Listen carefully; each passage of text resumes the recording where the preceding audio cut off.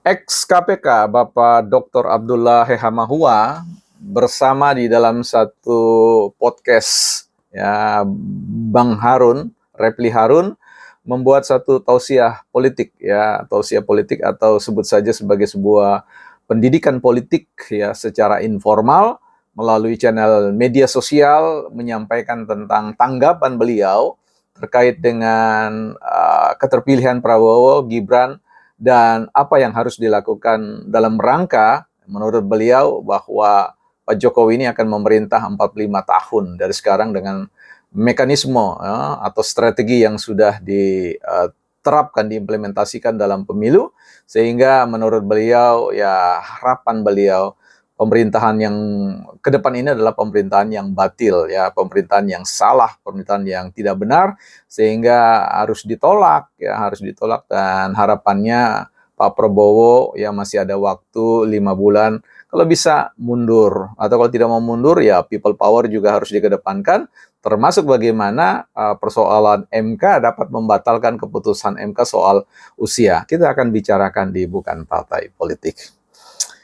Selamat datang teman-teman di channel kita bersama, channel Sekolahnya Publik. Sama-sama kita sekolah, sama-sama kita belajar di ruang media sosial ini, karena sekali lagi Bukan Partai Politik didedikasikan untuk sebagai ruang tempat mereka yang ingin belajar bersama, membangun percakapan-percakapan diskursus deliberatif atau percakapan yang rasional, terukur dan argumentatif, dan kita belajar dari menganalisis ya fakta-fakta atau fenomena-fenomena sosial politik di negara kita secara mikro dulu, sampai pada ketika kita memiliki kemampuan untuk membangun analisis-analisis yang lebih komprehensif, setara dengan naskah akademik yang bisa menjadi sebuah proposal yang baik bagi pemerintah dalam pembuatan kebijakannya. Dan tentu partisipasi teman-teman di RT, RW, di kecamatan, di kelurahan, di provinsi, bahkan pada tingkat level nasional, teman-teman bisa membangun argumentasi atau berpartisipasi dalam percakapan-percakapan formulasi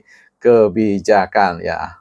Ruang ini adalah untuk teman-teman sekalian. Baik, kita akan mulai dengan catatan bahwa Bukan Partai Politik tidak pernah meminta data kepada penguasa manapun, kepada partai manapun, dalam rangka untuk menegakkan analisisnya ya. Analisis yang kita bangun ini adalah analisis berdasarkan data-data yang muncul di ruang publik. Jadi sama sekali tidak terafiliasi dengan partai manapun. Karena misinya memang demikian teman-teman ya, supaya bisa dipahami bahwa saya tidak ingin saya tidak ingin masuk ke dalam konteks bagaimana meminta data dari siapapun dalam rangka untuk melemahkan siapapun di situ. Ya, murni bahwa data-data yang teman-teman, siapapun penggiat sosial media, dan informasi media massa itulah yang kemudian kita olah sehingga kita semua dapat belajar bersama-sama melakukan analisis. Nah, teman-teman, saya dorong teman-teman untuk membuat channel sendiri supaya teman-teman juga belajar membangun analisis supaya kita semua boleh meramaikan dan menjadi milestone untuk menjadi ukuran ya capaian-capaian tentang demokrasi di Indonesia, dan membekali siapa saja yang membangun argumentasi betul-betul berbasis pada pikiran-pikiran yang rasional, yang bernalar. Ya, saya kira itu teman-teman. Jangan lupa juga website kita, bukanpartaipolitik.com, menanti teman-teman untuk menghadirkan pikiran-pikiran terbaik yang bisa teman-teman sumbangkan sebelum kita pergi ke alam yang gelap. Serem juga. Baik, kita akan bicara kembali pada persoalan Pak Dr. Abdullah ya Hehamahua ya, seorang yang berpengalaman sebagai auditor kekayaan pejabat publik ya, kalau tidak salah sekitar 4 tahun lah bagaimana, dan juga beliau sebagai seorang penasehat Komisi Pemberantasan Korupsi di Indonesia selama 8 tahun. Ini bukan main-main ya, sebuah karir politik yang luar biasa. Tentu beliau tahu banyak hal di belakang layar ya, tidak seperti kita-kita yang tidak tahu banyak. Tetapi apa yang mereka beritahukan kita coba analisis atau kita coba nilai, kita tanggapi, kita respon, bukan kita bereaksi secara emosional.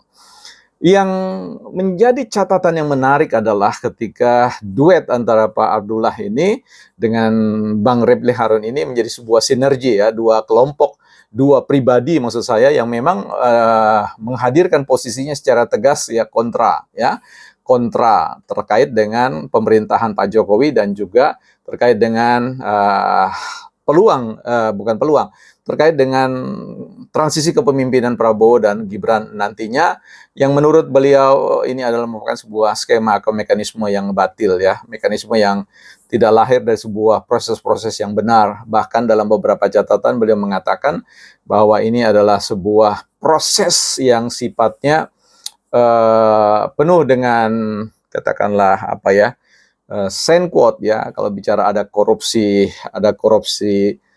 material, ada korupsi apa namanya itu, korupsi pendidikan dan sebagainya ya. Ini terkait dengan ada juga namanya korupsi politik ya. Terkait dengan apa yang disebut dengan dipertegas oleh Bang Refli Harun terkait dengan proses gentong babi ya. Dan beliau mengatakan bahwa proses keterpilihan presiden itu sebenarnya nomor 1 yang terpilih, tapi kalau nomor 2 itu ya bicara soal 50.000, 100.000, maka bergeserlah kemenangan itu pada nomor 2. Nah, inilah yang menjadi sebuah catatan, bahkan beliau mengatakan bahwa proses hak angket itu harus tetap digulirkan ya. Bukan bicara tentang persoalan Pak Jokowi saja, tapi persoalan Prabowo dan juga persoalan Gibran dan semua kebijakan-kebijakan yang akan diformulasikan di dalamnya. Ya, itu menarik. Termasuk di mana beliau mengatakan bahwa people power itu sangat dimungkinkan untuk dilakukan agar supaya pemerintahan Prabowo dan Gibran ini batal atau tidak jadi untuk kemudian memerintah, mengambil tongkat estafet kepemimpinan dari Pak Jokowi. Nah, karena itu Pak Abdullah mengatakan bahwa sampai 2029 ini beliau tidak mengakui ya kepemimpinan Pak Prabowo dan Gibran yang dianggap tadi batil ya, sehingga mendorong people power ya. Dan juga beliau mengatakan sempat menyinggung terkait dengan MK yang dapat secara potensial membatalkan hasil keputusan itu. Itu soal lain, nanti kita akan bicarakan. Tetapi saya ingin memberikan stressing atau penekanan pada apa yang disebut dengan people power ya. Kalau kita berbicara tentang people power itu bukan demonstrasi di jalanan saja. People power itu sebenarnya sudah ditunjukkan ya. Main people power ya is election ya. Jadi keutamaan ya, sesuatu prinsip yang utama dalam konteks people power itu harus dimengerti adalah pada proses yang disebut dengan pemilu. Nah, pemilu itu sudah mendemonstrasikan tentang people power yang sesungguhnya, di mana memberikan kemenangan pada ya Pak Prabowo dan Gibran. Ya, jadi sebenarnya sudah dilakukan. Terkait dengan apa yang disebut dengan persoalan oligarki, persoalan bahwa dalam catatan dan data dari Pak Abdullah bahwa anggota DPR kita itu 49% adalah para pengusaha. Ya, itu realitas politik yang tidak bisa kita abaikan ya. Nah, itulah kalau kita bicara tentang persoalan politik kan tidak pernah dia bicara soal hitam dan putih, dia berbicara soal abu-abu. Ini realitas politik di jagat manapun, negara manapun, bahwa realitas politik selalu berbicara tentang abu-abu. Karena itulah ketika tesis seorang Thomas Hobbes mengatakan bahwa konsensus tentang politik itu terjadi ketika ada kekuasaan, ada sekelompok orang atau pihak tertentu yang memiliki kapital, yang memiliki modal yang lebih mengungguli yang lain, sehingga punya kemampuan untuk katakanlah mengekspresikan naluri liarnya untuk menguasai orang lain ya. Hukum rimba bisa diterapkan oleh mereka memiliki kapital yang sangat besar dan sebagainya. Sehingga maka pilihannya, tawarannya adalah ya, berikan kami legitimasi untuk memerintah, maka kami akan atur, ya, kami akan berikan hak-hak Anda ya. Dan kemudian rakyat yang merasa tidak memiliki kapitalnya itu, modal sosialnya, modal politiknya, modal ekonomi dan seterusnya, akhirnya mengatakan menyerahkan itu. Itulah politik dalam konteks konstruksi Thomas Hobbes yang tentu kalau kita berbicara dalam perspektif yang lain nanti akan menjadi sesuatu yang bisa memperkaya perspektif kita. Tapi kita coba pakai perspektif Thomas Hobbes saja dalam hal ini. Nah, jadi saya ingin melanjutkan teman-teman dalam konteks persoalan ini, bahwa apa yang terjadi dengan sistem politik kita itu adalah sesuatu kenyataan yang tidak bisa kita abaikan. Tinggal bahwa dalam konteks perupaan sistem politik di Indonesia dengan konteks demokrasi kerakyatan, ya kita sudah membangun sebuah konsensus bersama bahwa rakyat ya memiliki kedaulatan yang sangat kuat, sebagaimana ditesiskan oleh John Locke terkait dengan itu. Kedaulatan tertinggi ada pada rakyat, dan rakyat sudah menyatakan kekuatannya ya, yang disebut dengan people power. Nah, inilah yang teman-teman yang perlu diperhatikan, bahwa people power jangan hanya dimengerti sebagai sebuah proses turun ke jalan, tetapi masuk ke bilik dan tusuk ya siapa yang menurut teman-teman perlu diberikan legitimasi itu.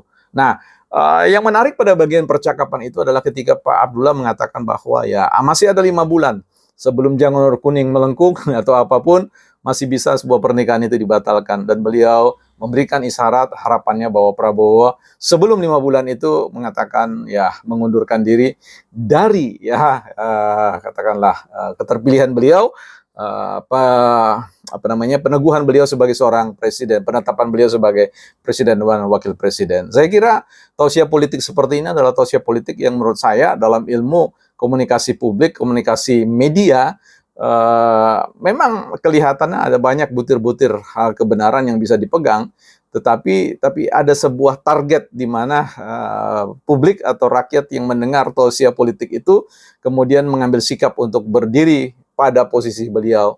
Saya kira rakyat dengan era informasi komunikasi dan teknologi, ICTS, Information Communication dan Teknologi itu tidak seperti yang bisa dibayangkan mudah untuk kemudian kita giring-giring ke arah yang sepertinya memiliki sebuah kebenaran. Karena memang seperti yang saya katakan dalam konten yang lain, guru politik saya mengatakan bahwa politik itu adalah bagaimana membuat orang percaya dia berjalan bersama dia pada satu tikungan tertentu, dia akan menikung. Nah itulah tausiah politik itulah yang sedang disajikan bagi kita.